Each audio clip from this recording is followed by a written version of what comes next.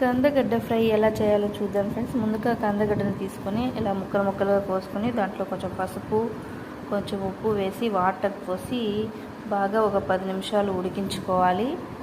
కరెక్ట్గా 10 నిమిషాలు చాలండి. ఆ 10 నిమిషాల్లో ఉడికిపోతాయి. ఉడికిపోయిన తర్వాత ఒక కళాయి తీసుకుని దాంట్లో కొంచెం తిరగబాతు చేయడానికి కొంచెం ఆయిల్, ఆవాలు, తెల్లగడ్డ, కొంచెం అల్లం, ఆనియన్ వేసి కొంచెం బాగా వాడ్చుకోవాలి.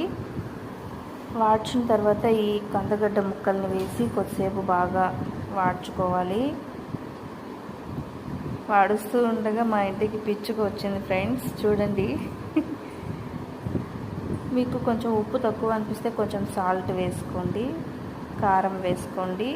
మీకు తగినంత కారం వేసుకొని కొంచెం బాగా కలబెట్టుకొని దానిపైన కొంచెం వాటర్ చల్లండి ఫ్రెండ్స్. ఎందుకంటే కొంచెం క్రిస్పీగా అవడానికి కొంచెం ఆ వాటర్ అంతా పోయేంత వరకు బాగా కలబెట్టండి.